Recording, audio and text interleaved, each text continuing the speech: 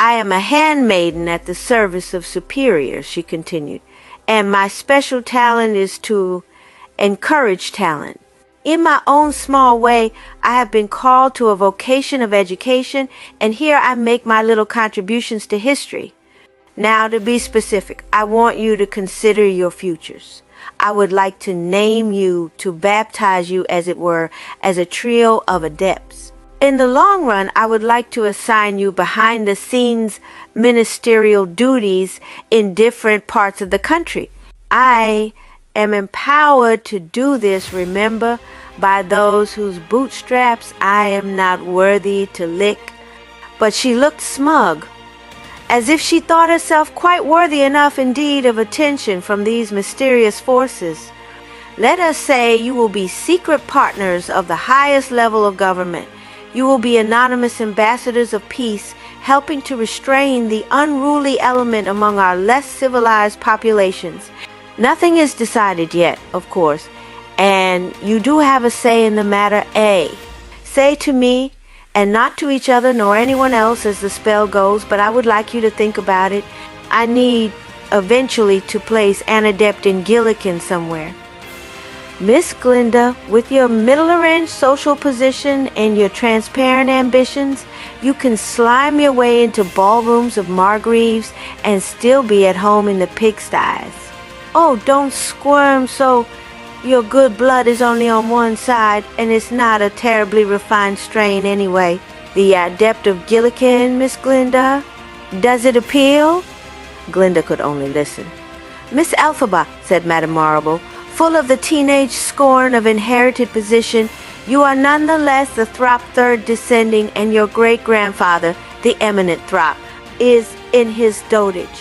One day you will inherit what is left of Colwyn grounds, that pretentious pile in Nest Hardings, and you could manage to be the adept of Munchkinland, your unfortunate skin condition notwithstanding. Indeed, perhaps because of it, you have developed a feistiness and an iconoclasm that is just faintly appealing when it doesn't nauseate. It will come in service, believe me. And Miss Nessarose, she went on, having grown up in Quadling country, you will want to return there with Nanny. The social situation in Quadling country is such a mess, what with the decimation of the squelchy froglet population, but it may come back in small measure, and there should be someone to oversee the ruby mines. We need someone to look after things in the South. Once you recover from your religious mania, it'll be a perfect setting. You don't expect the life of high society anyway, not without arms. After all, how can one dance without arms? As for the Vinkis, we don't imagine we'll need an adept stationed there, at least not in your lifetimes. The master plans eradicate any appreciable population in that God-forsaken place. Here the head paused and looked around. Oh, girls, I know you are young. I know this grieves you. You mustn't think of it as a prison sentence, though, but an opportunity. You ask yourselves, how will I grow in a position, albeit a silent one, of prominence and responsibility? How may my talents flourish? How, my dears, how may I help my Oz? Elphaba's foot twisted, caught the edge of a side table, and a cup and saucer fell to the floor and smashed. You're so predictable, said Madame Marble, sighing. That's what makes my job so easy. Now, girls, bound as you are to an oath of silence, I bid you to go away and think on what I have said. Now, please don't even try to discuss it together, as it'll just give you a headache and cramps. You won't be able to manage it. Sometime in the next semester, I will call each of you in here, and you can give me your answer. And if you should choose not to help your country in its hour of need, she clasped her hands in a parody of despair. Well, you are not the only fish in the sea, are you? The afternoon had turned glowery, with heaps of plum-colored clouds in the north beyond the bluestone spires and steeples. Temperature had dropped 20 degrees since the morning, and the girls kept their shawls pulled close as they walked to the pub. Nanny, shivering in the dirty wind, cried, "And And what did the old busybody have to say that I couldn't be allowed to hear? But there was nothing they could say. Glinda couldn't even meet the other's eyes. "We'll lift a glass of champagne for Alma Clutch," said Elphaba finally, "when we get to the peach and kidneys." "I'd settle for a spoonful of real cream," said Nanny. "How pinching that old sow is. No respect for the dead." But Glinda found that the binding spell was deeper, cut closer than she had even understood. It wasn't merely that they couldn't talk about it. Already she had begun to lose the words about it, to falter in her thinking, to fail to commit the interview to memory. There was the proposal. It was a proposal, wasn't it, of some questionable proposition in, was it the civil service? Doing some ballroom dancing, which didn't make sense. Some laughing, a glass of champagne, a handsome man taking off his cummerbund and pressing his starched cuffs against her neck, nibbling the teardrop-shaped rubies at her ears. Talk softly, but carry a bit stick. Or was it not a proposal, but a prophecy? A little friendly encouragement about the future. And she had been alone. The others hadn't been listening. Madame Morrible had spoken directly to her. A lovely testimony to Glinda's potential, the chance to rise. Walk softly, but marry a big prick. A man draping his evening tie on a bedstead and rolling his diamond studs, nudging them with his nose down the declivity of her superior neck. It was a dream. Madame Morrible couldn't have said that. She must be dazed with grief. Poor Alma Clutch. It had only been a quiet word of condolence from the dear and self-effacing head, who found it hard to speak in public, but a man's tongue between her legs, a spoonful of saffron cream. Nessero said, "Catch her, I can't," and she sagged against Nanny's bosom, and Glinda swooned at the same moment. Elphaba thrust out strong arms and scooped Glinda in mid-collapse. Glinda didn't really lose consciousness, but the uncomfortable physical nearness of Hulk faced Elphaba after that undesired act of desire made her want to shiver with revulsion and to purr at the same time.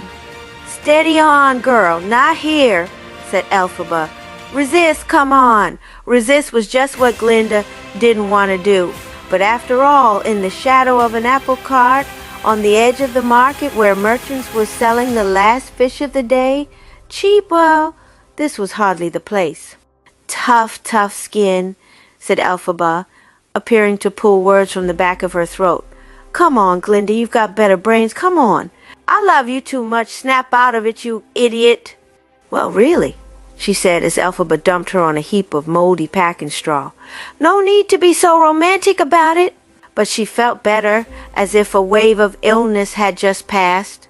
"You girls, I tell you, the faints, it comes from those tight shoes," said Nanny, huffing and loosening Nessarose's glamorous footwear.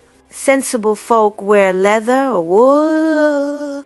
She massaged Nessarose's insteps for a minute, and Nessarose moaned and arched her back, but began in a few moments to breathe more normally. "Welcome back to Oz," said Nanny after a while.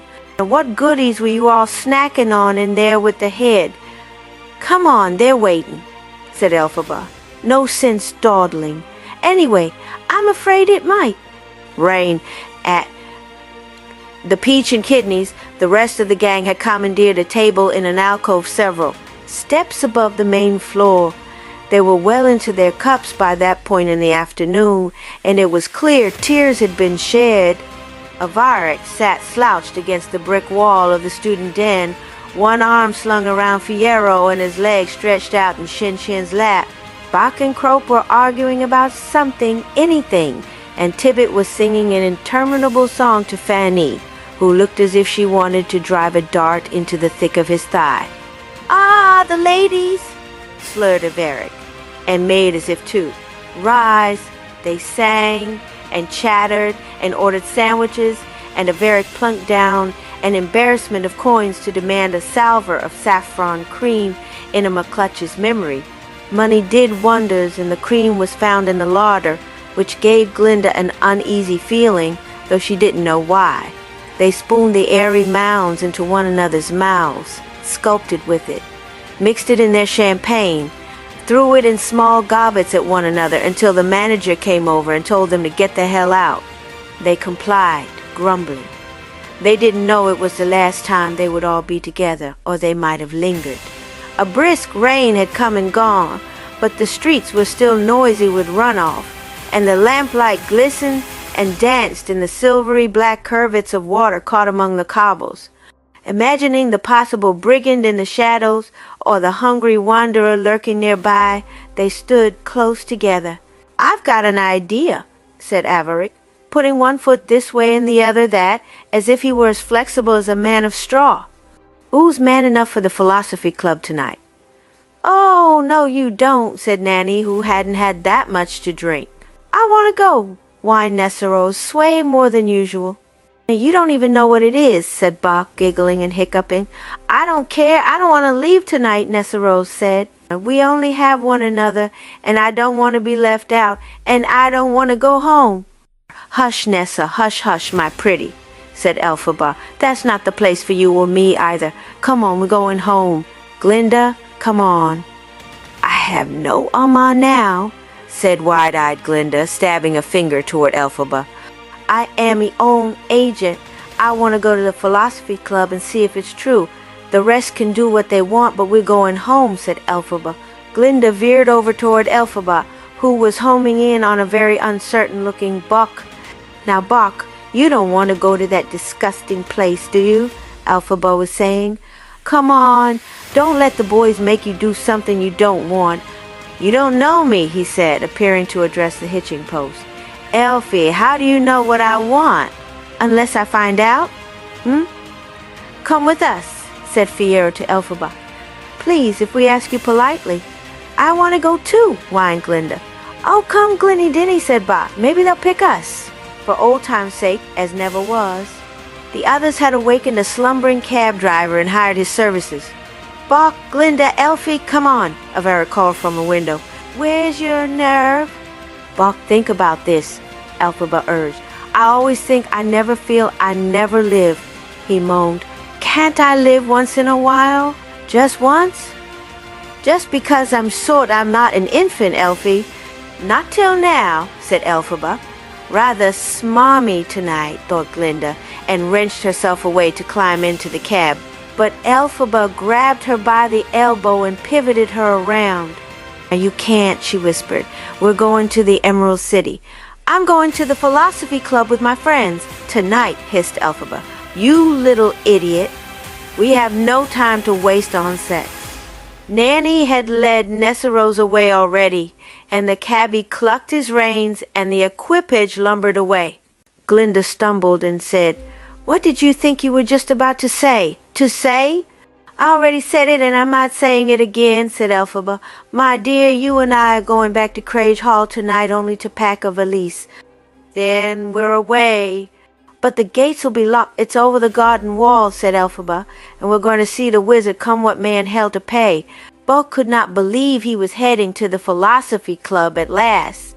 He hoped he wouldn't vomit at a crucial moment. He hoped he would remember the whole thing tomorrow, or at least some kernel of it, despite the headache forming vengefully in the hollows at his temples.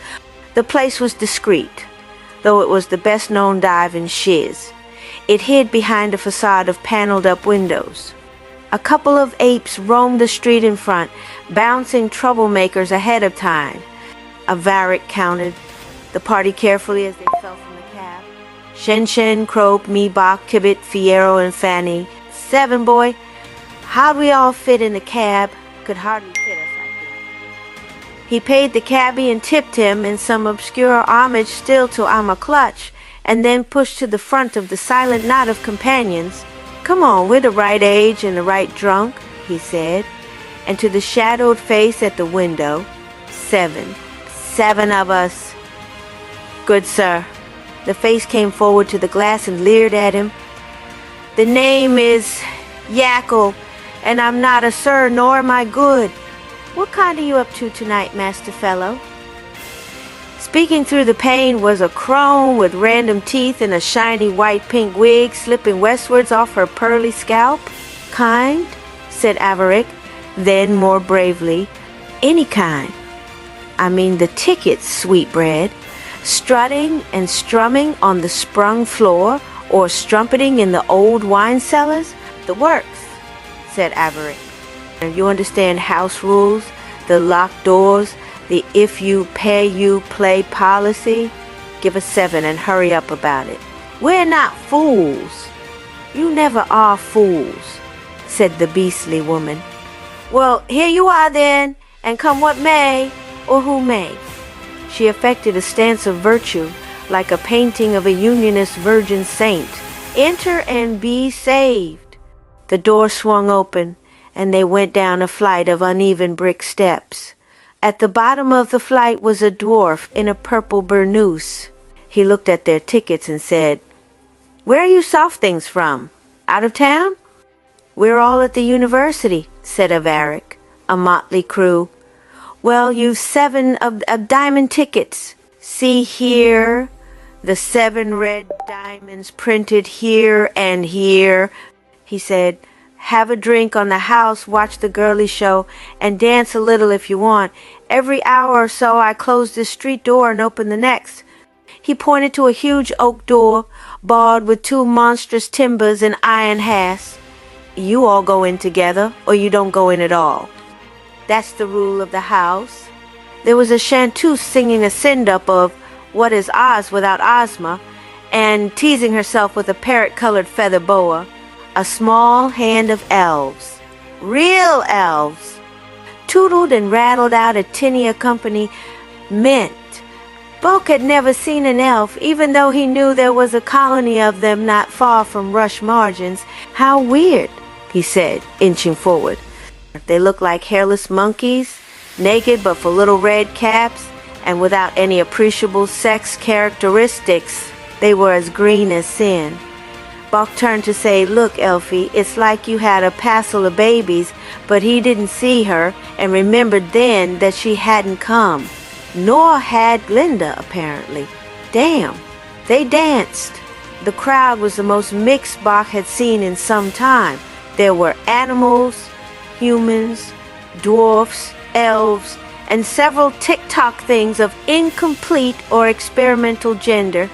A squadron of well-built blonde boys circulated with tumblers of rot-gut squash wine, which the friends drank because it was free. "I don't know if I want to go any more daring than this," said Fanny to Boke at one point. "I mean, look, that hussy of a baboon is almost out of her dress. Perhaps we should call it a night. Do you think?" said Buck. "I mean, I'm game, but if you're feeling uneasy." Oh, hurrah, way out. He was feeling uneasy himself. "Well, let's get Averick. He's over there nosing up to Shen Shen." But before they could make their way across the crowded dance floor, the elves began to let out a banshee screech, and the singer thrust out her hip and said, "That's the mating call, dollies. Ladies and gentle friends, we're doing, and I do mean doing." She glanced at a note in her hand. 5 black clubs, 3 black clubs, 6 red hearts, 7 red diamonds, and on their honeymoon. "Isn't it sweet?" she simulated gagging. 2 black spades, up to the mouth of everlasting bliss, fraidies and gentlehuns. "Averick, no," said Bach. But the crone from the front, who called herself Yackle, came knocking through the hall, having apparently locked up the front door for the time being, and she remembered the holders of the designated cards and brought them forward with a smile. "All rides, all riders on the ready," she said. "Here we be at the shank end of the evening. Lighten up, lads. It's not a funeral, it's an entertainment." It had been a funeral, Bulk remembered, trying to invoke the warm, self-effacing spirit of Alma Clutch.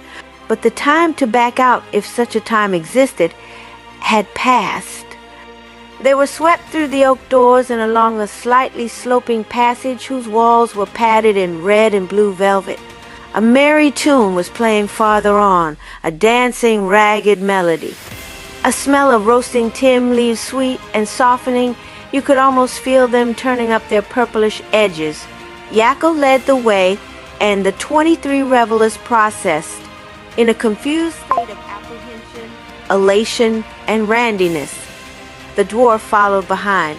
Bach took stock as best his stumbling mind could manage, an erect tiger in hip boots and a cape, a couple of bankers and their evening consorts, all wearing black masks, as a protection against blackmail or as an aphrodisiac, a party of merchants from Evan Fleon in town on business, a couple of women rather long in the tooth, bedecked in costume jewelry.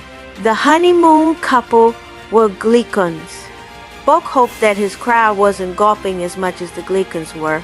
As he glanced around, only Avaric and Shenshen looked eager, and Fiero, possibly because he hadn't yet grasped what this was all about. The others looked more than a little squeamish. They entered a small dark theater in the round with the space for the public divided into 6 stalls. Above, the ceiling was lost in a stony blackness. Tapers fluttered, and a hollow music issued through fissures in the wall, increasing an unearthly air of dislocation and otherness. The stalls circled and faced the central stage, which was enshrouded in black drapes. The stalls were separated from one another by vertical strips of latticed wood and slats of mirror. All the parties were being mixed up, all friends and partners separated. Was there incense in the air, too? It seemed to make Bok's mind split in half like a husk and allow a tenderer, complacent mind to emerge. The softer, more bruisable aspect, the private intention, the surrendering self. He felt he was knowing less and less, and it was more and more beautiful to do so. Why had he been alarmed?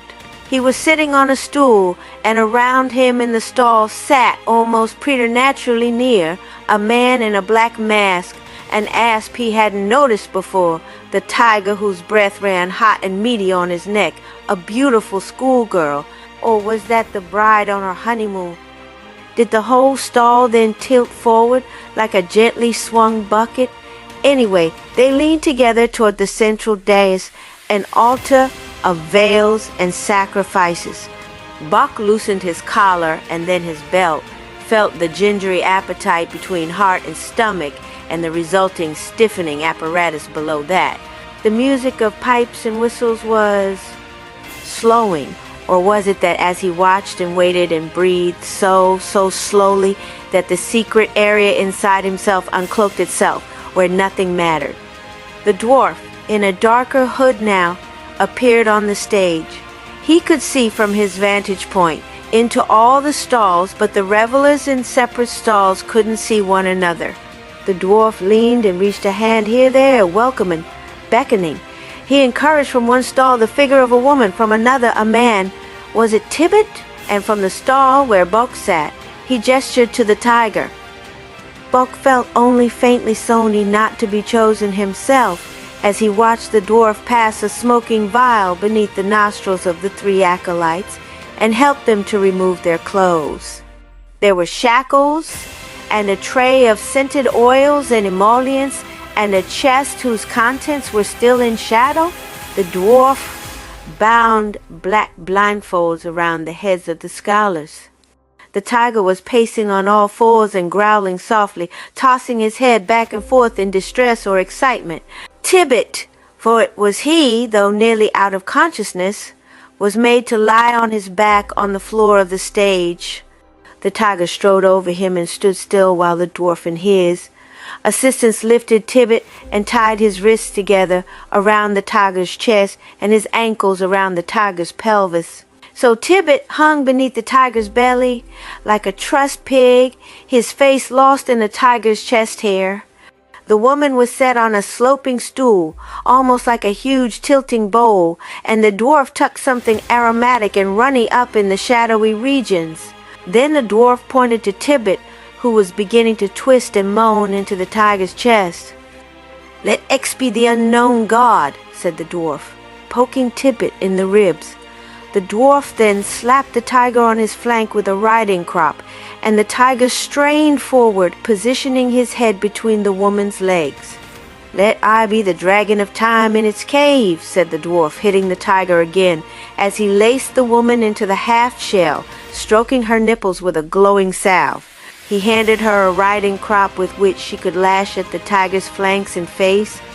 "And let Z be the Cumbric witch, and let us see if she exists tonight. The crowd drew nearer, almost participants themselves, and the musky sense of adventure made them tear at their own buttons and nibble their own lips, leaning in.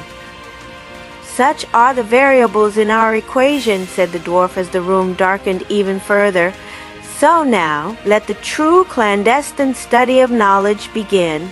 The industrialists of Shiz, from an early stage wary of the growing power of the wizard, had elected not to lay down the rail line from Shiz to the Emerald City as originally planned. Therefore, it was a good 3 days' journey from Shiz to the Emerald City, and this was in the best of weather for the wealthy who could pay for a constant change of horses. For Glinda and Elphaba, it took more than a week, a bleak, cold, scoured week, as the winds of autumn ripped the leaves off trees with a dry screech and a rattle of brittle protesting limbs. They rested like other third-class travelers, in the back rooms above and kitchens. In a single lumpy bed, they huddled together for warmth and encouragement and, Glinda told herself, protection. The others cooed and shrieked in the stable yard below. The kitchen maids came and went noisily at odd hours. Glinda would start as if from a frightful dream, and nestling nearer to Elphaba, who seemed at night never to sleep. Daytimes, the long hours spent in poorly sprung carriages, Elphaba would nod off against Glinda's shoulder. The land outside grew less succulent and varied. Trees were crabbed as if conserving their strength, and then the sandy scrubland was domesticated by farm life. Overgrazed fields were dotted with cows, their withers shriveled and papery, their lowing desperate. An emptiness settled in the farmyards. Once Glinda saw a farm woman standing on her doorstep, hands sunk deep in apron pockets, face lined with grief and rage at the useless sky. The woman watched the carriage pass, and her face showed a yearning to be on it, to be dead, to be anywhere else other than on this carcass of A property. The farms gave way to deserted mills and abandoned granges. Then, abrupt and decisive, the Emerald City rose before them, a city of insistence, of blanket declaration. It made no sense, clotting up the horizon, sprouting like a mirage on the characterless plains of Central Oz. Glinda hated it from the moment she saw it. Brash upstart of a city, she supposed it was her Gillikinese superiority asserting itself. She was glad of it. The carriage passed through one of the northern gates, and the scramble of life aroused itself again, but in an urban key, less restrained and self-forgiving than that of Shiz. The Emerald City was not amused by itself, nor did it consider amusement a proper attitude for a city. Its high self-regard sprang up in public spaces, ceremonial squares, parks and facades, and reflecting pools. How juvenile, how devoid of irony, murmured Glinda. The pomp, the pretension. But Elphaba, who had passed through the Emerald City only once before, on her way up to Shiz, had no interest in architecture. She had her eyes glued on the people. No animals, she said. Not so you can see, anyway. Maybe they have all gone underground. Underground? Said Glinda, thinking of legendary menaces like the Gnome King and his subterranean colony, or dwarves in their mines in Glickus, or the time dragon of the old myths. Dreaming the world of Osphormis, airless tomb. In hiding, said Elphaba. Look, the poor, are they the poor, the hungry of Oz, from the failed farms? Or is it just the surplus, the expendable human selvage? Look at them, Glinda. This is a real question. The quadlings, having nothing, looked more than these. Off the boulevard on which they rode branched alleys, where shells of tin and cardboard served as roofs for the flood of indigents. Many of them were children, though some were the diminutive Munchkinlanders, and some were dwarves, and some were Gillikinese, bowed with hunger and strain. The carriage moved slowly, and faces stood out. A Glickin youth with no teeth and no feet or calves on his stumpy knees in a box begging. A quadling? Look, a quadling, said Elphaba, grabbing Glinda's wrist. Glinda caught a glimpse of a ruddy brown woman in a shawl, lifting a small apple to the child in a sling around her neck. 3 Jihikinese girls dressed like women for hire, more children in a pack running and squealing like piglets, pressing up against a merchant to pick his pockets, rag merchants with push carts, kiosk keepers whose goods lay locked beneath safety grills, and a sort of civil army, if you could call it that, strolling in foursomes on every 2nd or 3rd Street, brandishing clubs, angular with swords. They paid the carriage master and walked with their parcels of clothes toward the palace. It rose in step-back fashion, a growth of domes and minarets, high flared buttresses in green marble, blue agate screens in the recessed windows. Central and most prominent, the broad, gentle-browed canopies of the pagoda lifted over the throne room, covered with hammered scales of virgin gold, brilliant in the late afternoon gloom. 5 days later, they had made it past the gatekeeper, the receptionist, and the social secretary. They had sat for hours awaiting a 3-minute interview with the Commander General of Audiences. Elphaba, a hard, twisted look on her face, had managed to eject the words "madamorable" from between her clamping lips. "Tomorrow at 11, said the Commander General, "you will have 4 minutes between the ambassador to Aix and the matron of the Ladies' Home Guard Social Nourishment Brigade. Dress code is formal."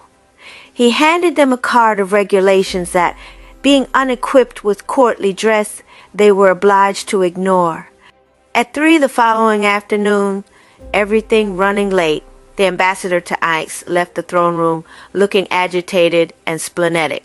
Glinda fluffed the bedraggled feathers in her traveling hat for the 80th time and sighed, "Now you're the one who says what should be said." Elphaba nodded. To Glinda she looked tired, terrified, but strong, as if her form were knit with iron and whiskey instead of bones and blood. The Commander General of Audiences appeared in the doorway of the waiting salon. "You have 4 minutes," he said. "Do not approach until you are bade to do so. Do not speak until you are addressed. Do not venture a remark unless it is to answer a comment or question. You may refer to the wizard as Your Highness." "That sounds pretty regal to me. I thought that royalty had been..." But here Glinda elbowed Elphaba to make her shut up. Really, Elphaba had no common sense sometimes. They hadn't come so far just to be turned away because of adolescent radicalism. The Commander General took no notice. As they approached a set of tall double doors, carved with sigils and other occult hieroglyphs, the Commander General mentioned, "The wizard is not in a good humor today due to the reports of a riot in the Ugabu district in the north of Winkle country. I should be prepared for what I find were I you." 2 stoical doormen opened the doors then, and they passed through. But the throne did not lie before them. Instead, the antechamber led left, and through an archway there was another, but on a shifting axis to the right, and another beyond that, and another. It was like looking through a reflection of a corridor in mirrors set opposite each other. It veered inward.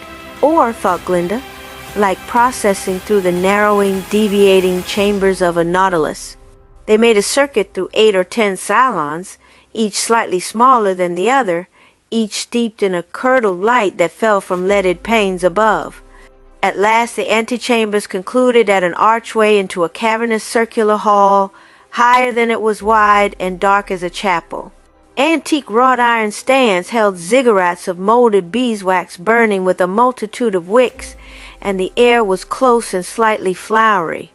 The wizard was absent, though they saw the throne on a circular dais, inset emeralds gleaming dully in the candlelight. "He stepped out to use the toilet," said Elphaba. "Well, we'll wait." They stood at the archway, not daring to venture farther without invitation. "If we only have 4 minutes, I hope this doesn't count," said Glinda. "I mean, it took us 2 minutes just to get from there to here." At this point, said Elphaba, and then Glinda shed.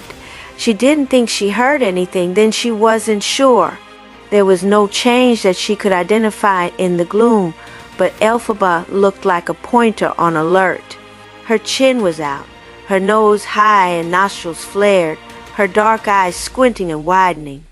"What?" said Glinda. "What?"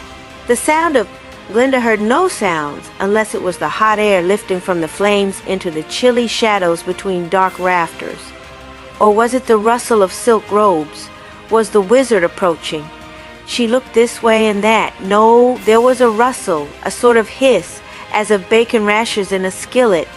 The candle flames suddenly all genuflected, obeisant to a sour wind that beat from the area of the throne. Then the dais was pelted with thick drops of rain, and a shudder of homegrown thunder blatted out, more dropped kitchen kettles than timpani. On the throne was a skeleton of dancing lights. At first Glinda thought lightning, but then she realized it was luminescent bones hitched together to suggest something vaguely human, or at least mammalian.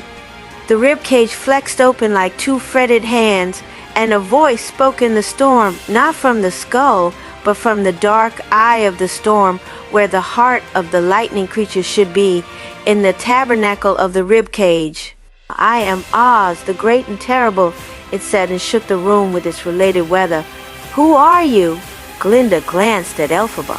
"Go on, Elfie," she said, nudging her. But Elphaba looked terrified. Well, of course, the rain, she had that thing about rainstorms. "Ooh, are you?" bellowed the thing, the wizard of 0Z, whatever. "Elfie," hissed Glinda. "Then, oh, you useless thing, all talk and no, I'm Glinda from Frodica. If you please, your highness, descended matrilineally from the Arduennas of the upland, and this, if you please, is Elphaba, the Throp third, descending from Nest Hardings. If you please." "And if I don't please," said the wizard. "Oh, really, how like a child," said Glinda under her breath. "Elfie, come on, I can't say why we're here." But the banal comment of the wizard seemed to snap Elphaba out of her terror. Staying where she was at the edge of the room, gripping Glinda's hand for support, Elphaba said, "We're students of Madame Morrible at Crage Hall in Shiz, your highness, and we're in possession of some vital information." "We are?" said Glinda. "Thanks for telling me." The small rain seemed to let up a bit, though the room stayed dark as an eclipse. "Madame Morrible, that paragon of paradoxes," said the wizard.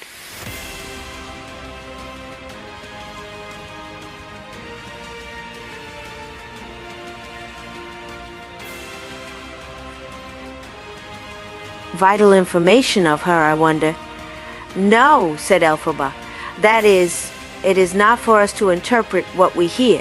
Gossip is unreliable, but gossip is instructive," said the wizard. "It tells which way the wind is blowing." The wind then blew in the direction of the girls, and Elphaba danced back to avoid being spattered. "Go ahead, girls. Gossip." "No," said Elphaba. "We're here on more important business." "Elfie," said Glinda, "do you want to get us thrown in prison?" "Who are you to decide what is important business?" roared the wizard. "I keep my eyes open," said Elphaba. "You didn't call us here to ask for our gossip. We came with our own agenda." "How do you know I didn't call you here?" Well, they didn't know, especially after whatever it was had happened to them at tea with Madame Morrible. "Scale down, Elfie," whispered Glinda. "You're making him mad." "So what?" Elphaba said. "I'm mad." She spoke up again. "I have news of the murder of a great scientist and a great thinker, your highness. I have news of important discoveries that he was making and their suppression. I have every interest in the pursuit of justice, and I know you do too, so that the amazing revelations of Doctor Dillamond will help you to reverse your recent judgments on the rights of animals." "Doctor Dillamond?" said the wizard. "Is that all this is about?" "It is about an entire population of animals systematically deprived of their—" "I know of Dr. Dillamond, and I know of his work," said the glowing bones of the wizard, snorting. "Derivative, unauthenticated, specious garbage.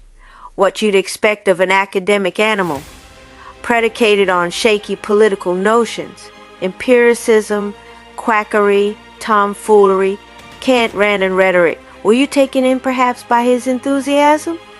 His animal passion? The skeleton danced a jig, or perhaps it was a twitch of disgust. I know of his interests and his findings. I know little of what you call his murder, and I care less. I am not a slave to emotions, Elphaba said sternly. She was pulling papers from her sleeve, where she had apparently rolled them up around her arm. This is not propaganda, Your Highness. This is a well-argued theory of consciousness. Inclination is what he calls it, and you will be amazed to learn of his discoveries. No right-thinking ruler can afford to ignore the implica. That you presume me to be right-thinking is touching, said the wizard.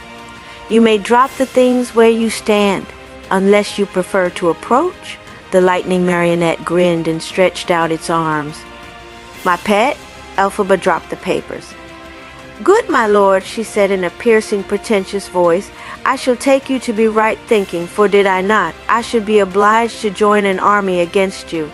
Oh, hell, Elfie, said Glinda, then more loudly. She doesn't speak for the both of us, Your Highness. I'm an independent person here. Please, said Elphaba, at once hard and soft, proud and pleading. Glinda realized she had never before witnessed Elphaba wanting anything. Please, sir, the hardship on the animals is more than can be borne. It isn't just the murder of Doctor Dillamond. It's his forced repatriation, this chatelarizing of free beasts. You must get out and see the sorrow. There is worry that the next step will be slaughter and cannibalism. This isn't merely youthful outrage. Please, sir, this is not untrammeled emotion. What's happening is immoral. I do not listen when anyone uses the word immoral, said the wizard. In the young it is ridiculous. In the old it is sententious and reactionary and an early warning sign of apoplexy. In the middle-aged, who love and fear the idea of moral life the most, it is hypocritical. If not immoral, then what word can I use to imply wrong, said Elphaba. Try mysterious and then relax a little. The thing is, my green girlie, it is not for a girl or a student or a citizen to assess what is wrong. This is the job of leaders and why we exist. But then nothing would keep me from assassinating you. Did I not know what wrong was? I don't believe in assassination. I don't even know what it means, Glinda called. You boo. I'm going to take my leave now while I'm still alive. Wait, said the wizard. I have something to ask you. They stood still. They stood for minutes. The skeleton fingered its ribs, played them like the brittle strings of a harp, music like stones turning over in a stream bed. The skeleton collected its lighted teeth from its jaws and juggled them. Then it tossed them at the seat of the throne, where they exploded in candy-colored flashes. The rain was running down a drain in the floor, Glinda noticed. Madame Morrible, said the wizard, agent provocateur and gossip, crony and companion, teacher and minister, tell me why she sent you here. She didn't, said Elphaba. Do you even know the meaning of the word pawn? Shrieked the wizard. Do you know what resistance means? Elphaba shot back. But the wizard only laughed instead of killing Thema on the spot. What does she want of you? Glinda spoke up. It was about time. A decent education. For all her bombastic ways, she's a capable administrator. It can't be easy. Elphaba was staring at her with a queer, slanted look. Has she brought you in? Glinda didn't quite understand. Now, we're only sophists. We have only begun to specialize. I in sorcery, Elphaba in life sciences. I see. The wizard seemed to consider. And after you graduate next year, I suppose I'll go back to Frodica and get married. And you... Elphaba didn't answer. The wizard turned itself around, broke off its femurs, and pounded the seat of the throne as if it were a kettle drum. Really, this is getting ridiculous. It's all pleasure, faith, showbiz, said Elphaba. She took a step or two forward. Excuse me, Your Highness, before our time is up? The wizard turned back. Its skull was on fire, a fire not quenched by the thickening curtain of rain. I shall say one last thing, the wizard ventured, in a voice like a groan, a voice of one in pain. I shall quote from the Iliad, the hero tale of ancient Oz. And the girls waited. The Wizard of Oz recited. Then hobbling like a glacier, old Cumbricia rubs the naked sky till it rains with blood. She tears the skin off the sun and eats it hot. She tucks the sickle moon in her patient purse. She bears it out, a full-grown changeling stone. Shard by shard she rearranges the world. It looks the same, she says, but it is not. It looks as they expect, but it is not. Beware whom you serve, said the Wizard of Oz. Then he was gone, and the gutters in the floor gurgled, and the candles went instantly out. There was nothing for them to do but retrace their steps. At the carriage, Glinda had settled in and made a little nest for them in the desirable forward facing seat, guarding Elphaba's place against 3 other passengers. My sister, she lied. I'm saving this seat for my sister. And how I have changed, she thought, in a year and some, from despising the colored girl to claiming we are blood. So university life does change you in ways you cannot guess. I may be the only person in all the Pertha Hills ever to meet our wizard. Not on my own steam, not of my initiative still. I was there. I did it. And we're not dead, but we didn't accomplish much. Then there was Elphie at last, barreling along the paving stones with her elbows jutting and her thin, bony torso swathed against the elements, as usual, in a cape. She came up through the crowd, batting at more refined passengers to get past, and Glinda shoved open the door. Thank heavens, I thought you'd be late, she said. The driver is eager to leave. Did you get a lunch for us? Elphaba tossed in her lap a couple of oranges, a hunk of unrepentant cheese, and a loaf of bread that filled the compartment with pungent staleness. This'll have to do you till you stop this evening, she said. Me, said Glinda. What do you mean, me? Have you got something better to eat for yourself? There's something worse, I expect, said Elphaba, but needs to be done. I've come to say goodbye. I'm not going back with you to Crage Hall. I'll find a place to study on my own. I'll not be part of Madame Morrible's school again. No, cried Glinda. I can't let you. Nanny will eat me alive. Nessarose will die. Madame Morrible will Elphie. No. Tell them I kidnapped you and made you come here. They'll believe that of me, said Elphaba. She stood on the mounting tread. A fat, glicund female dwarf, having caught the gist of the drama, shifted to the more comfortable seat next to Glinda.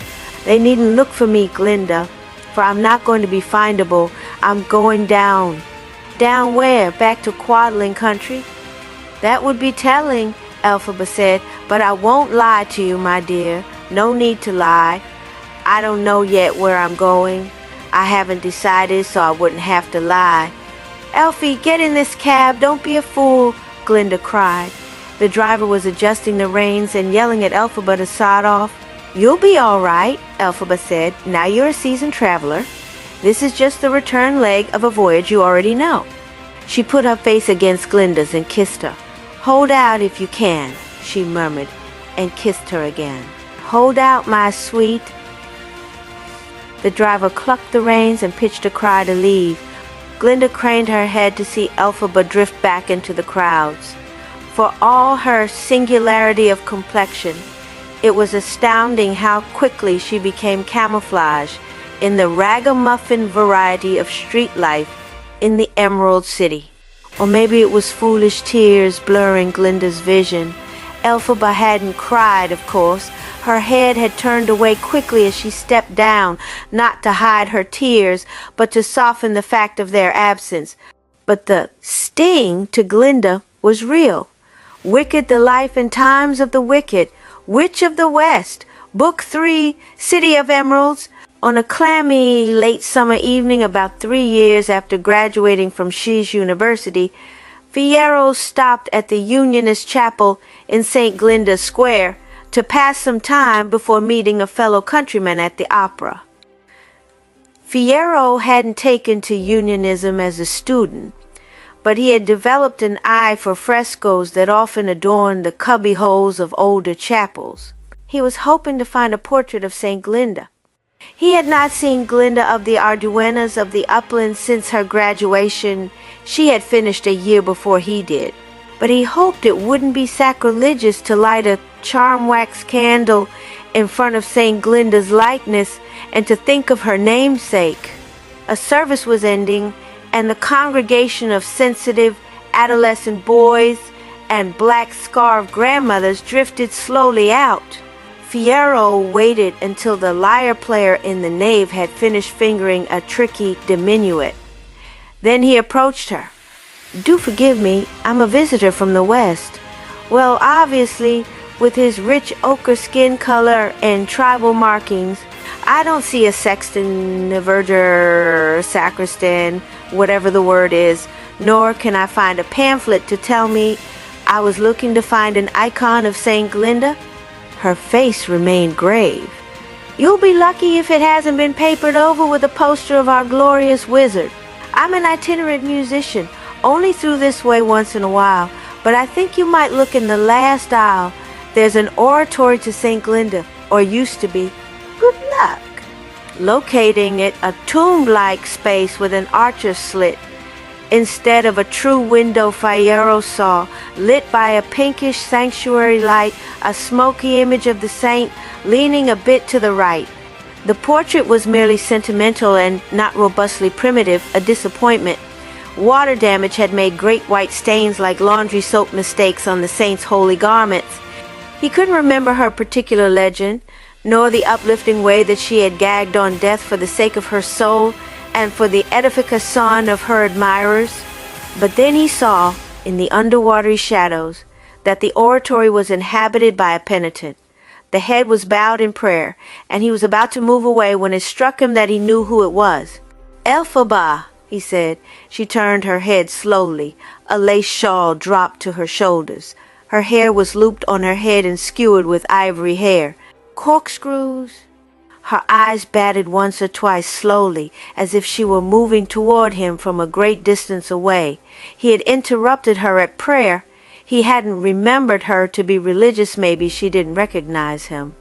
"Elphaba, it's Fiyero," he said, moving into the doorway, blocking her exit, and also the light. Suddenly he couldn't see her face, and wondered if he heard correctly when she said, "I beg your pardon, sir?"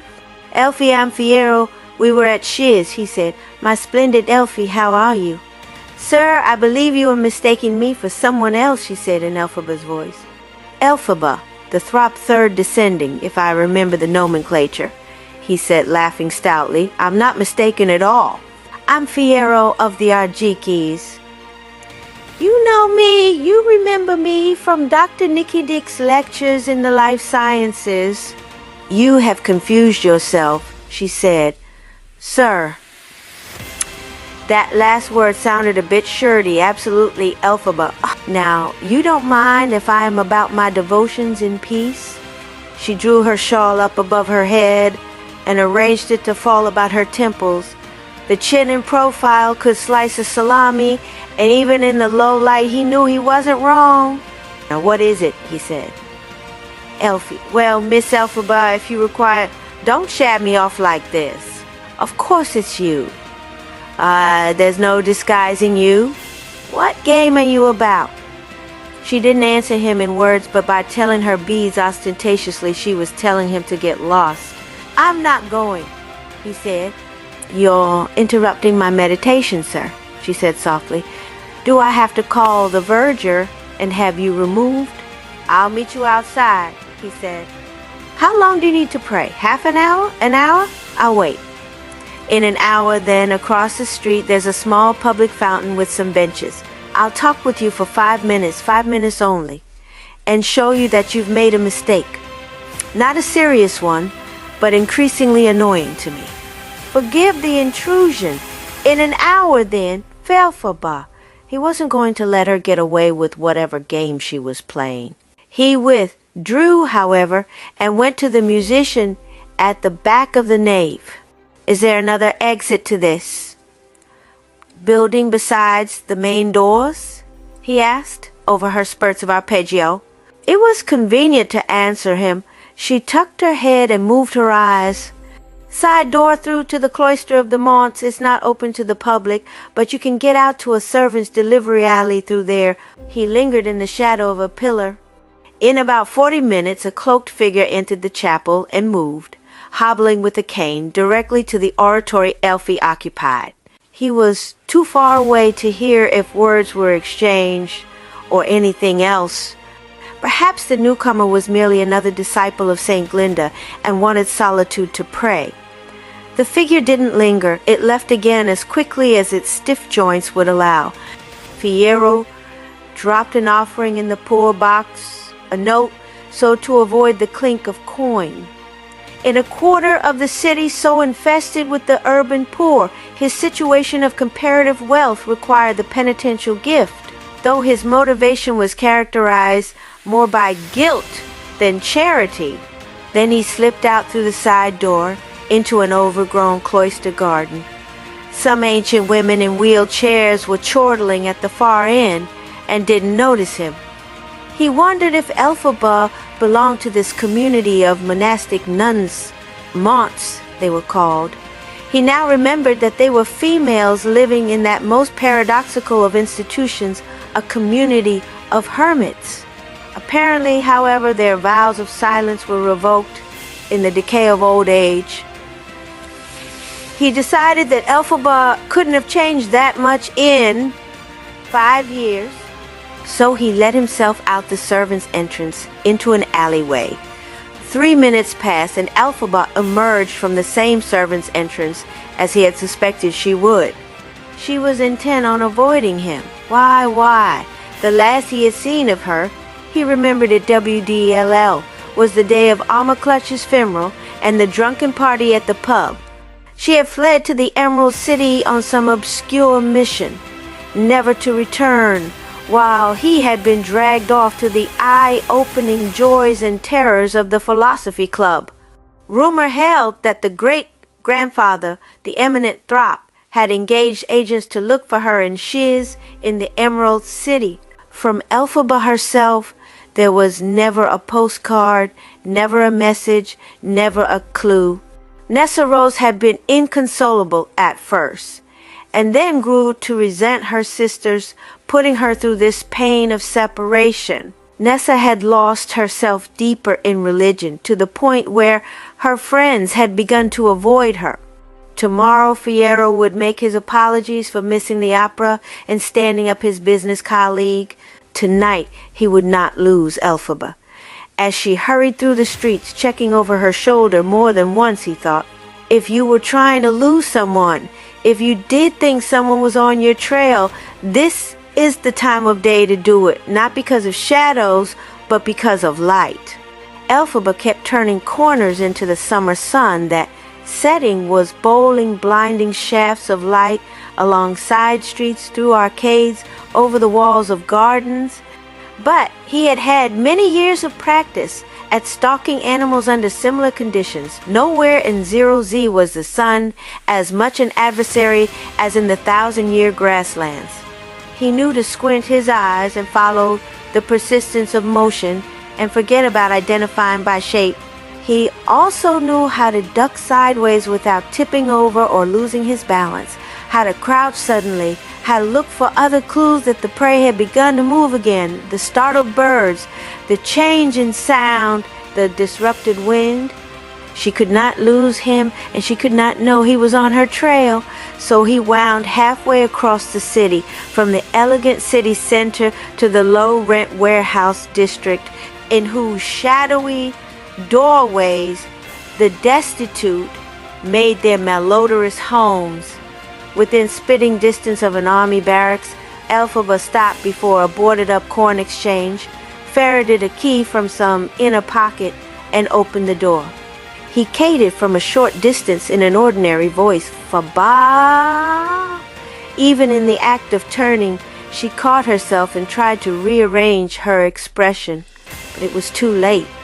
She had shown that she recognized him, and she realized it.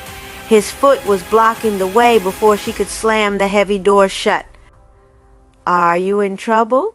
he asked. "Leave me alone," she said. "Please, please. You're in trouble. Let me in. You're trouble. Stay out." Pure Elphaba. His last doubts fled. He cracked the door open with his shoulder. "You're making me into a monster," he said, grunting with the effort she was strong. "I'm not going to rob you or rape you.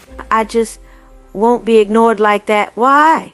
She gave up then, and he fell stupidly against the unplastered brick wall of the stairwell, like a pratfalling twit in a vaudeville hour. "I remembered you as full of delicacy and grace," she said.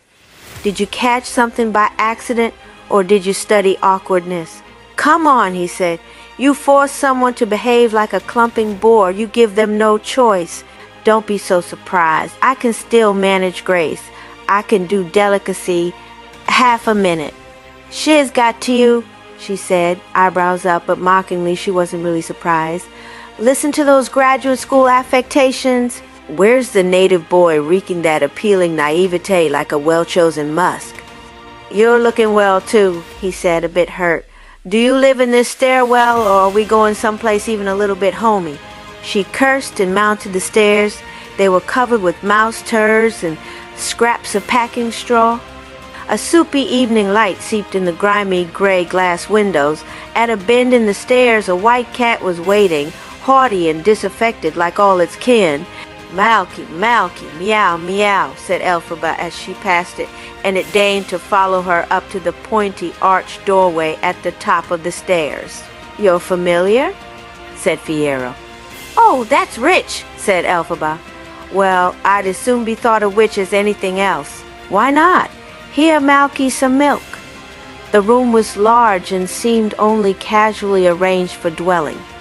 Originally a storeroom, it had barricaded double doors that could be swung outward to receive or dispense sacks of grain hauled up by a winch from the street.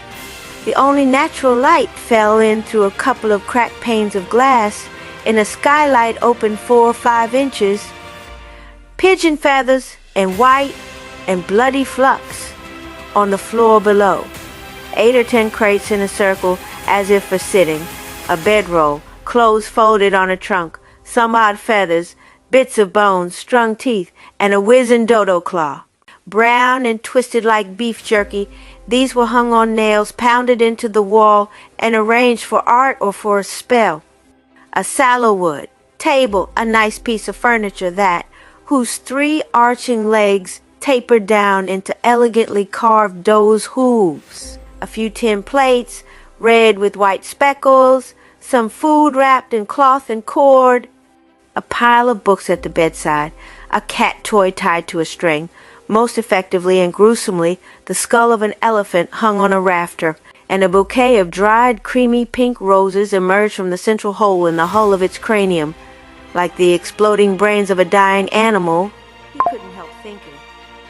Remembering Elphaba's youthful concerns, or maybe an homage to the putative magical talents of elephants.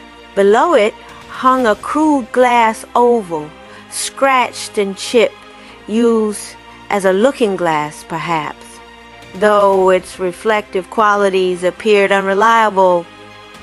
"So this is home," said Fiyero, as Elphaba brought out some food for the cat and ignored Fiyero. "Some more." "Ask me no questions and I'll spell you no lies," she said. "May I sit down?" That's a question, but she was grinning. "Oh, well then, sit for 10 minutes and tell me about yourself. How did you, of all people, turn into a sophisticate?" "Appearances are deceiving," he said. "I can afford the garb and affect the language, but I'm still an Arjiki tribal boy underneath. What is your life like? Is there something to drink?" Not alcohol. I'm just thirsty. I don't have running water. I don't use it. There's some questionable milk. At least Malky will still drink it. Or perhaps there's a bottle of ale up there on the shelf. Help yourself. She took a little ale in a pipkin, left the rest for him. He told her the barest outline of things. His wife, Sarima, the childhood bride, grown up and grown fecund, their 3 children. The old Office of Public Works Waterworks headquarters at Kiamoko, which by ambush and occupation his father had converted to a chieftain's seat and a tribal stronghold back in the time of the Ozma regent.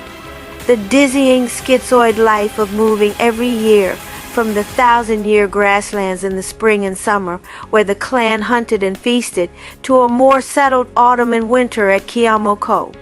And our Jiki prince has business interests here in the Emerald City, said Elphaba. If it were banking, you'd be in Shin. The business of this city is military, my old friend. What are you up to? You've heard enough from me, he said. I can play coy and deceptive too, even if it's all pretend and no dark secrets to speak of. He guessed the quiet business of trade agreements would not impress his old friend.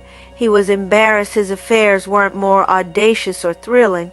But I've gone on. What of you, Elfie?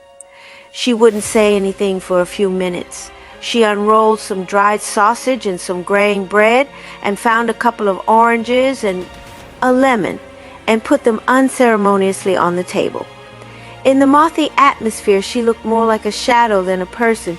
Her green skin seemed oddly soft, like spring leaves at their tenderest, and beaten, like copper. He had an unprecedented urge to grab her wrist and make her stop moving about, if not to make her talk, at least to keep her still so he could look at her. Eat this stuff, she said at last. I'm not hungry. You eat it. Go on. Tell me something, he begged. You left us at Shiz. You disappeared like the morning fog. Now why, where to, and what then? How poetic you are, she said. I've a notion that poetry is the highest form of self-deception. Don't change the subject. But she was agitated. Her fingers twitched. She called for the cat and then irritated it and sent it flying off her lap. Finally she said, oh well, this much then. But you're never to come here again. I don't want to have to find a new place. This is too good for me. Do you promise? I will agree to consider promising, that's all. How can I promise any more than that? I don't know a thing yet, she said hurriedly. Well, I was fed up with Shin. The death of Doctor Dillamond vexed me, and everybody grieved and nobody cared. Not really. It wasn't the right place for me anyway, all those silly girls. Although I like Glinda well enough.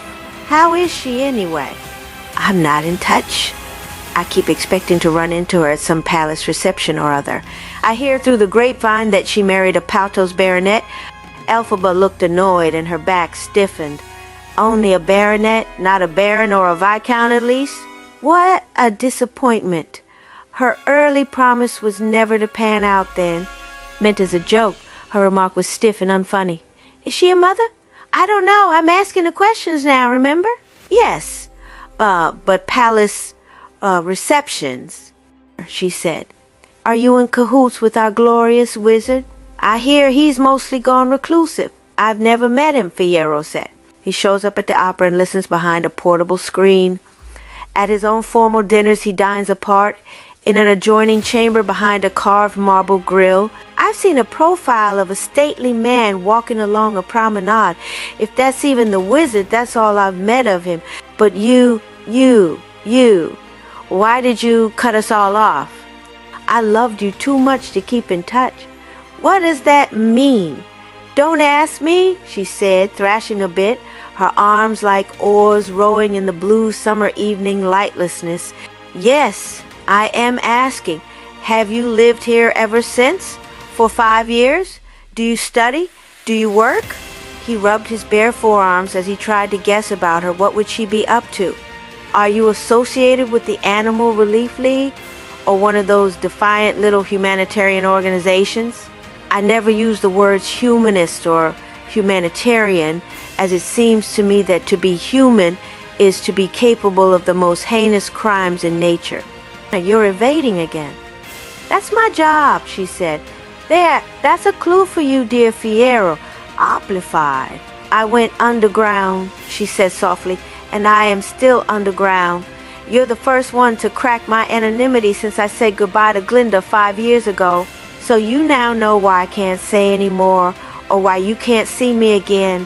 For all I know, you will turn me into the gale force. Ha, those martinets. You think very little of me if you think How do I know? How could I know? She twisted her fingers together, a puzzle of green sticks. They march in those boots all over the poor and the weak. They terrify households at 3 in the morning and drag away dissenters and break up printing presses with the axes and hold mock trials for treason at midnight and executions at dawn. They rake over every quarter of this beautiful false city. They harvest a crop of victims on a monthly basis. It's government by terror. They could be massing on the street right now. Never having yet followed me, they may have followed you. You're not as hard to follow as you think, he told her. You're good, but not that good. I could teach you a few things. I bet you could, she said. But you won't, for we won't meet again. It's too dangerous for you, as well as for me. That's what I mean when I say I loved you all too much to keep in touch. Do you think the Gale Force is above torturing friends and family to get its sensitive information? You've got a wife and children, and I'm merely an old college friend you ran into once. Clever you to have followed me. Never again, do you hear? I will move FFL, find you're trailing me. I can pick up right now and be away in 30 seconds. It's my training. Don't do this to me, he said. We're old friends, she said, but we're not even especially good friends. Don't turn this into a sentimental rendezvous. It's nice to see you, but I don't ever want to see you again. Take care of yourself and beware high connections with bastards, because when the revolution comes, there won't be mercy for toadian-ass lickers.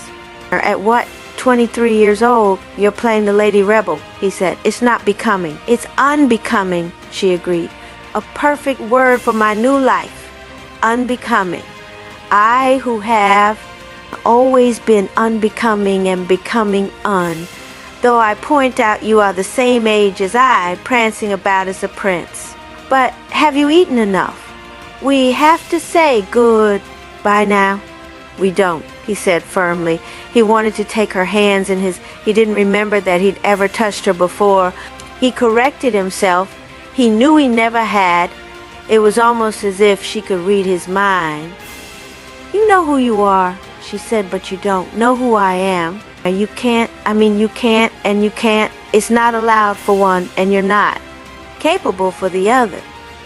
Godspeed, if they use that phrase in the Vinkus, if it's not a curse.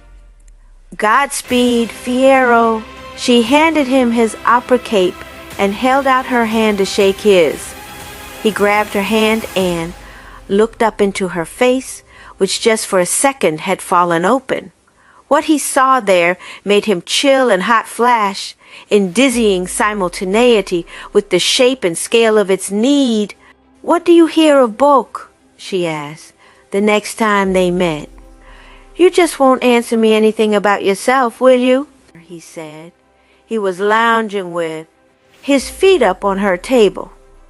Why did you finally agree to let me come back if you keep yourself locked up like a prisoner?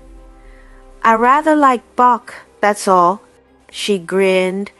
I let you come back so I could pump you for news of him and of the others. He told her what he knew. Buck had married Miss Mila, of all surprising turns. She had been dragged out to Nest Hardings, and she hated it. She kept trying suicide. His letters sent at Lilinimus every year are hysterical. They annotate her failed attempts at killing herself like a sort of annual family report.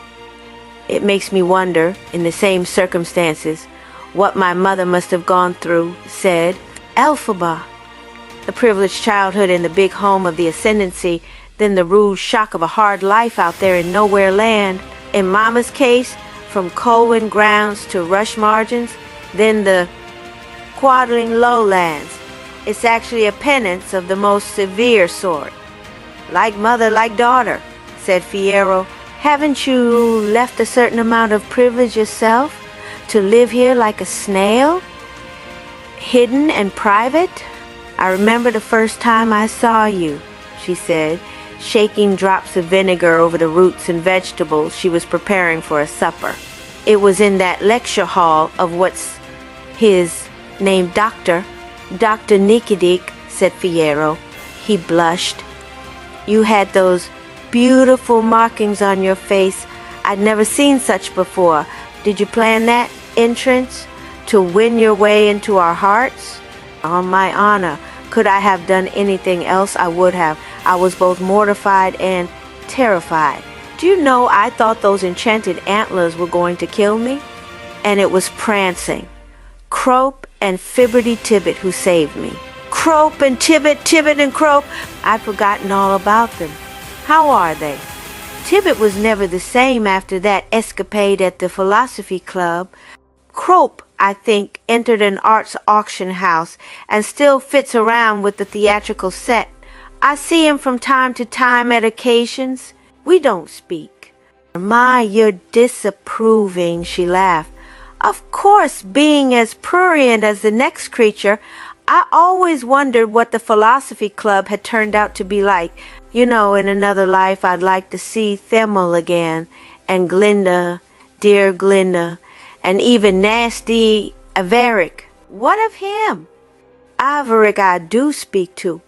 He's most of the year installed in the Margravate, but he has a house in Shin, and when in the Emerald City we stay at the same club. Is he still a smug bore? My, you're disapproving now. I suppose I am. They ate their dinner. Fiyero waited for her to ask more about his family, but it was their respective families they were keeping from each other apparently, his Vinkus wife and children, her circle of agitators and insurrectionists. The next time he came, he thought, he must wear a shirt open at the neck, so she could see that the pattern of blue diamonds on his face continued unbroken down his chest, since she seemed to like that. Surely you don't spend the entire autumn season in the Emerald City? She asked one evening when the cold was drawing in. I've sent word to Sarima that business is keeping me here indefinitely. She doesn't care. How could she care? Plucked out of a filthy caravansary and married as a small child to Anarjiki Prince? Her family wasn't stupid. She's got food, servants, and the solid stone walls of Kiamoko for defense against the other tribes. She's going a little fat after her third child. She doesn't really notice whether I'm home or not. Well, she has 5 sisters, and they all moved in. I married a harem. No, Elphaba sounded intrigued and a little embarrassed at the idea. You're right. No, not really. Sarima has proposed once or twice that her younger sisters could and would happily occupy my energies at nighttime. Once you pass over the Great Kells, the taboo against such an exercise isn't as strong as it seems to be in the rest of Oz. So stop looking so shocked. I can't help it. Did you do it? Did I do it? He was teasing her. Did you sleep with your sisters-in-law? No, he said. Not out of lofty moral standards or lack of interest either. It's just that Sarima is a shrewd wife and everything in marriage is a campaign. I would have been in her thrall even more than I am. Such a bad thing. You're not married, you don't know. Yes, a bad thing. I am married, she said, just not to a man. He raised his eyebrows.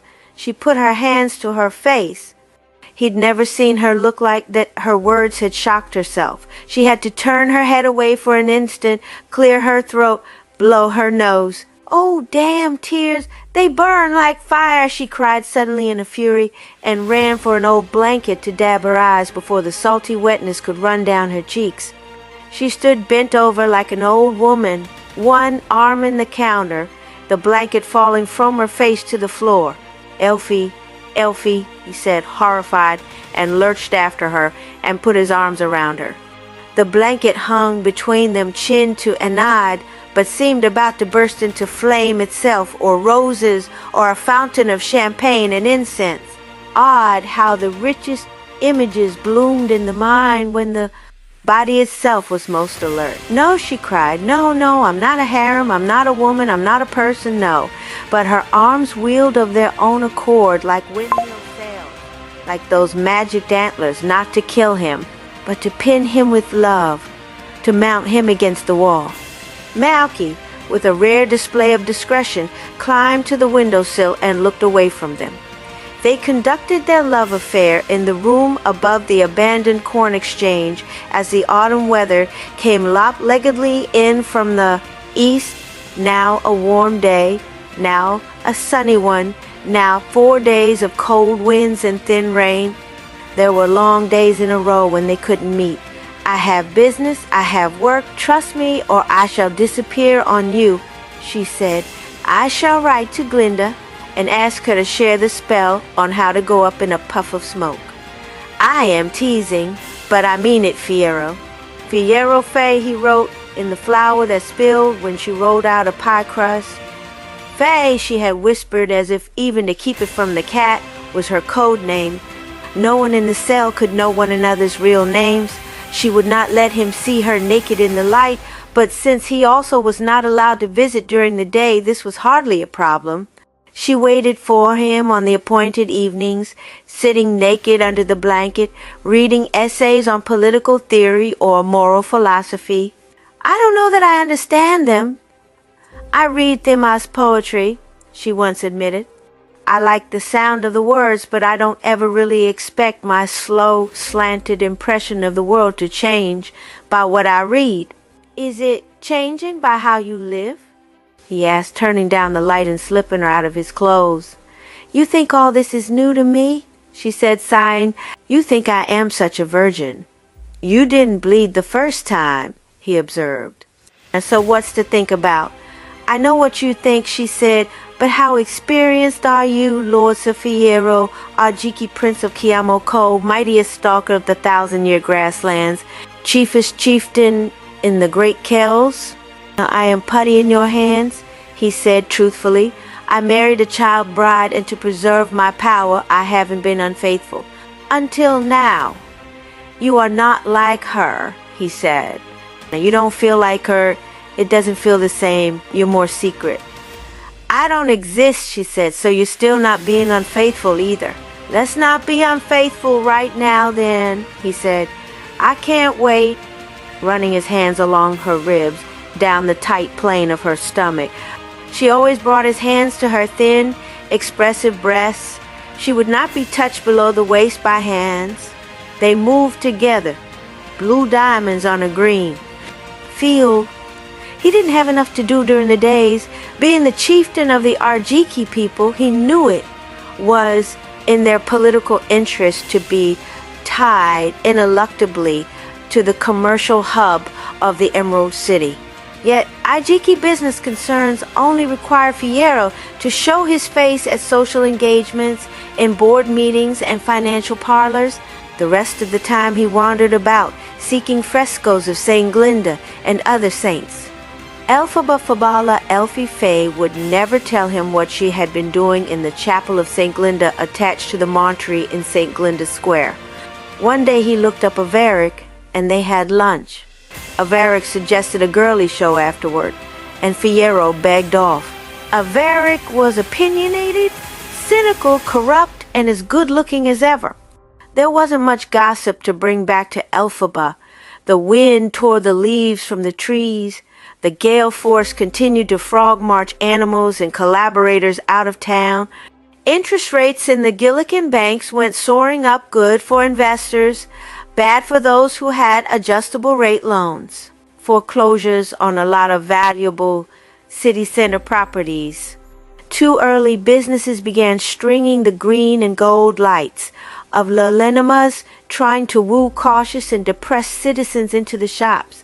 More than anything else, he wanted to walk the streets of the Emerald City with Elphaba.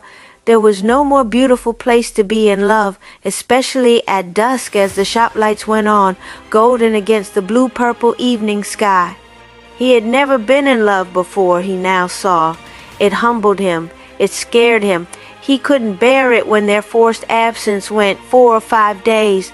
Kisses to Irji, Manek, and Noor, he wrote on the bottom of his weekly letter to Sarima, who couldn't write back because, among other things, she had never learned either alphabet. Somehow, her silence seemed a tacit approval of this vow-shattering interlude. He didn't write kisses to her, too. He hoped the chocolates would do. He rolled over, tugging the blanket with him. She tugged it back. The air in the room was so cold it seemed clammy. Malky endured their thrashing legs in order to stay near them, to receive warmth, and to give whatever passes for affection in cats. "My darling Faye," said Fiyero, "you probably know this, and I'm not about to become a co-conspirator at whatever it is you're working for, reducing library fines or revoking the need for cat collars or whatever. But I do keep my ears open. The Quadlings are under the thumb of the marching militia again. At least that's what they're saying in the lounge of the club over newspapers and pipes. Apparently an army division has gone down into Quadling country as far as Koi on some sort of a slash and burn mission. Your father, your brother, and Nessa Rose, are they still there?" Elphaba didn't answer for a while. She seemed to be working out not only what she wanted to say, but perhaps even what she could remember. Her expression was of puzzlement, even testiness. She said, "We lived in Koi for a time when I was about 10. It's a funny little low town built on boggy ground. Half the streets are canals. The roofs are low, the windows are grilled or louvered to provide privacy and ventilanon. The air is steamy and the floor excessive huge roundels of palmy leaf, almost like shallow quilted pillows, making a sound as they beat against each other in the wind tear, tear, tear, tear. I don't know that there's much of Koya left," said Fiyero carefully. "If the gossip I picked up is accurate. No, Papa isn't there now. Thank whoever, whatever, thank nothing," continued Elphaba. "Unless things have changed. The good people of Koyer weren't very responsive to missionary efforts. They'd invite Papa and me in, serve us little damp cakelets and lukewarmed mint tea. We'd all sit on low, mildewing cushions, scaring geckos and spiders into the deeper shadows. Papa would drone on about the generous nature of the unnamed God, doing his basic xenophiac slant. He pointed to me as proof. I would grin with horrible sweetness and sing a hymn, the only music Papa approved of. I was miserably shy and ashamed of my color, but Papa had convinced me of the value of this work. Invariably, the gentle citizens of Koyer would capitulate out of hospitality. They'd allow themselves to be led in prayers to the unnamed God, but you couldn't say their hearts were in it. I think I sensed a great deal more dishearteningly than Papa did how ineffectual we really were. So where are they now? Papa, Nessa Rose, and the boy your brother. What's his name? Shell, that's his name. Well, Papa felt his work was farther south in Quadling country, in the real outback. We had a series of small cramped homes around ovals, the hovels, and ovals, we called them, that dreary beastly countryside full of a bloody beauty. At his questioning expression, she continued, "I mean, 15, 20 years ago, Fiyero, the Emerald City speculators discovered the ruby deposits there. First under the Ozma Regent, then after the coup, under the Wizard. Same ugly business practices. Though under the Ozma Regent, the exploitation did not require murder and brutality. Using elephants, the engineers hauled in gravel. They dammed up springs. They perfected a complicated system of strip mining under 3 feet of brackish groundwater. Papa thought this disarray in their little moist society was a situation ready-made for mission work. And he was right. The Quadlings struggled against the Wizard with ill-argued proclamations.